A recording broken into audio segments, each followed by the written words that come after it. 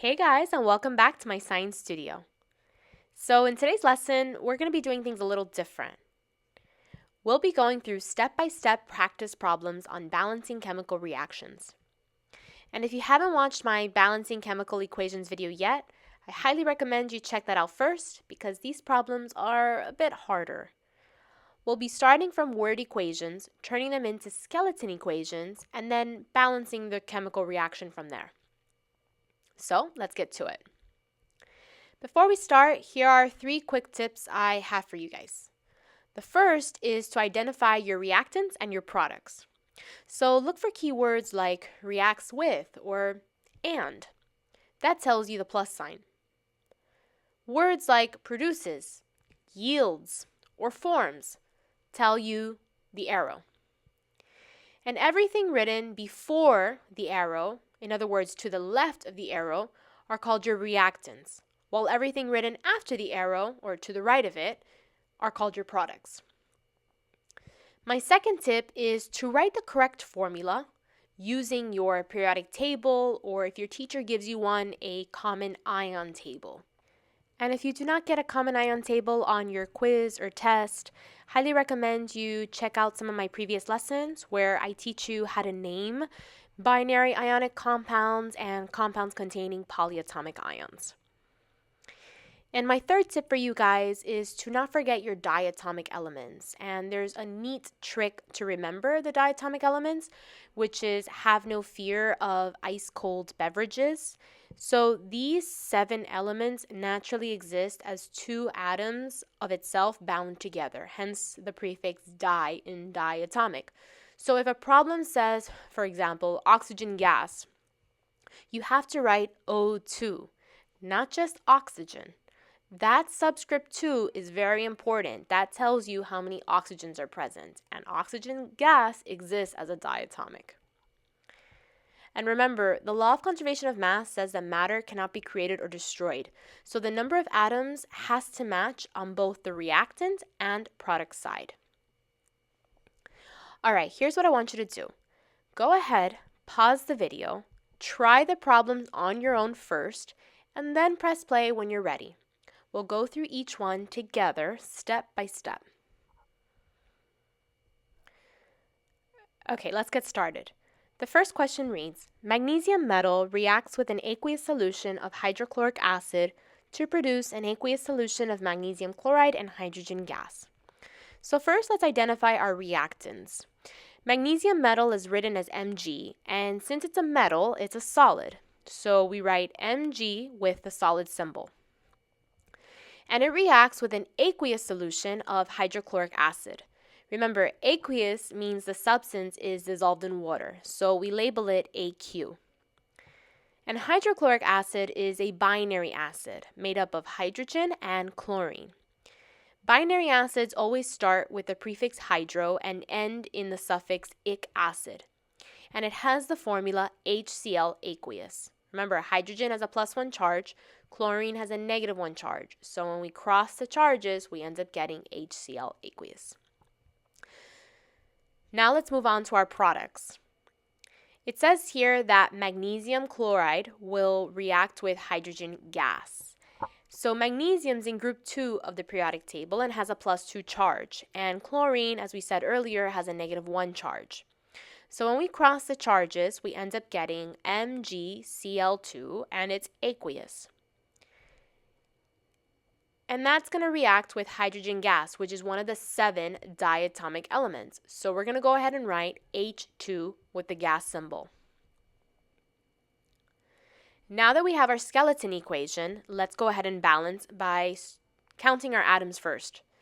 On the left side, we have 1 Mg, we have 1 H, and we have 1 Cl.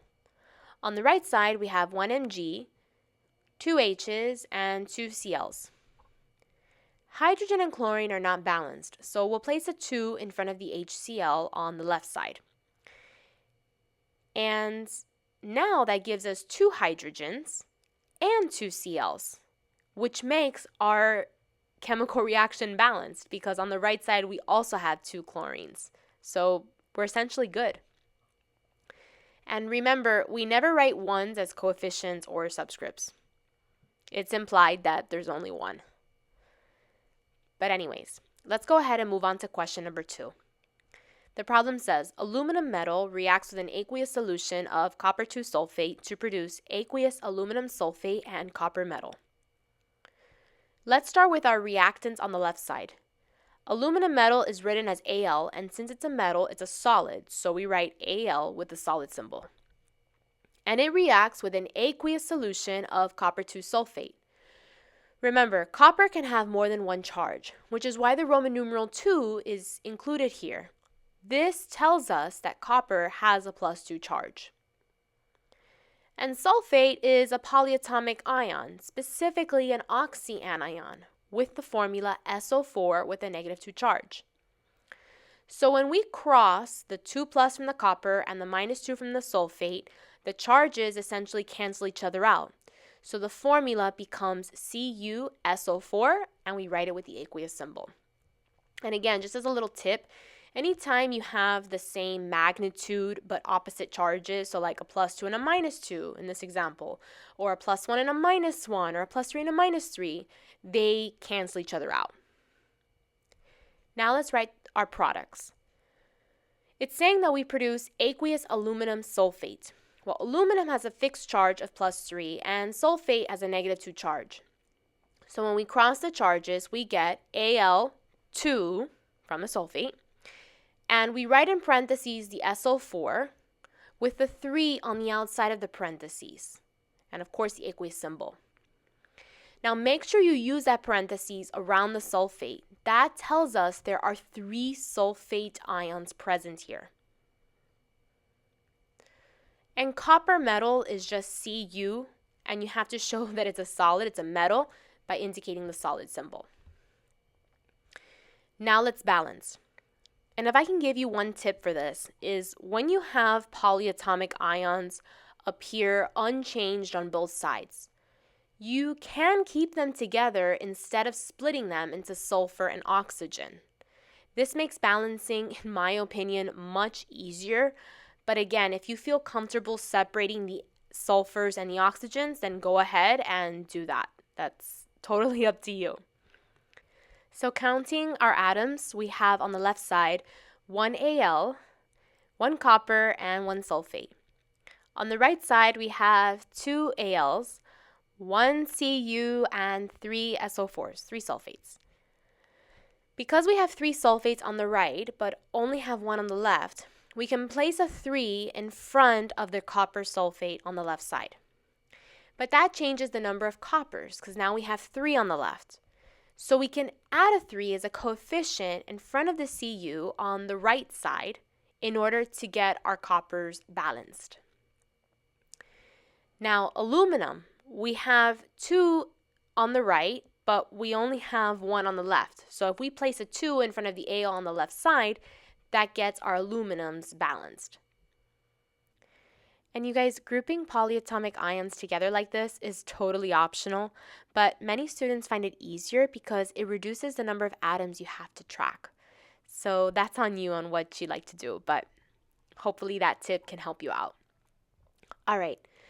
Now, question number 3 says that an aqueous solution of potassium iodide is reacting with an aqueous solution of lead 2 nitrate. And those are our reactants, right? So we can start by writing them.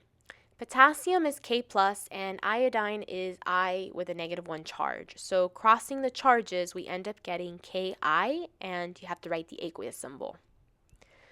Next, we have lead 2 nitrate. Lead is Pb, and it's saying the charge of Pb is +2. And nitrate is a polyatomic ion, specifically an oxyanion, with the formula NO3 with a -1 charge. And when we cross the charges, we get Pb, parentheses NO3 with a 2 written on the outside. And again, make sure you use parentheses around the nitrate. That tells you that there are 2 nitrates present here.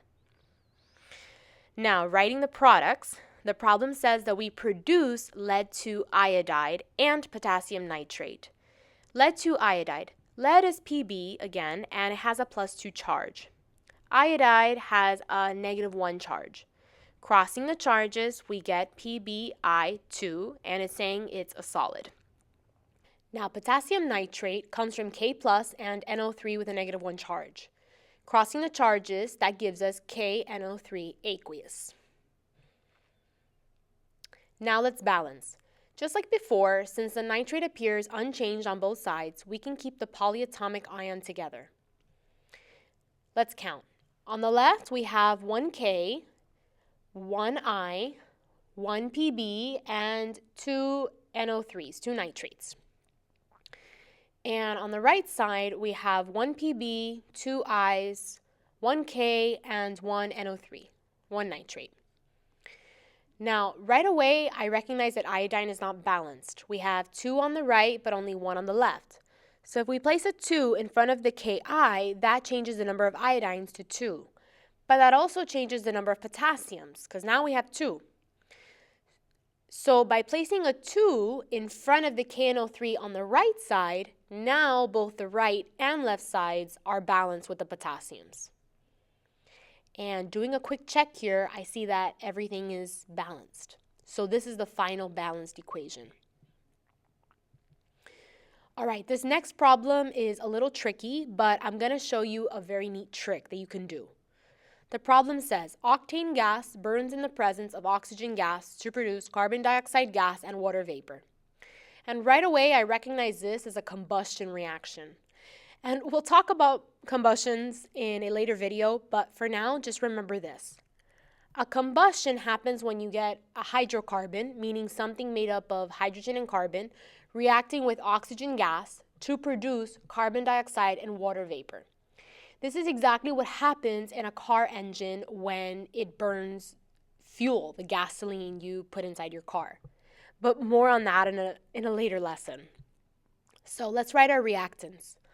On the left, we have octane, which is a hydrocarbon with the formula C8H18. And since it's a gas, we write G. Oxygen gas is one of our diatomic elements, so we write O2G for gas. Now for the products, carbon dioxide is made up of 2 nonmetals. So because it's a covalent compound, prefixes apply here. Hence the prefix di in front of the oxygen to tell you that you have 2 O's present. Remember that we never use mono for the first element, which is why it's not monocarbon, right? It's just carbon, but it's implied that there's only 1 C present. So we have CO2 gas. And that'll react with water vapor, which is H2O, and it's a vapor, so it's in a gas form. So this is what our skeleton equation should read. Now, for combustions, try to balance in this order. First your carbons, then your hydrogens, and then leave your oxygens for last. We leave oxygen for last because O2 appears by itself on the reactant side.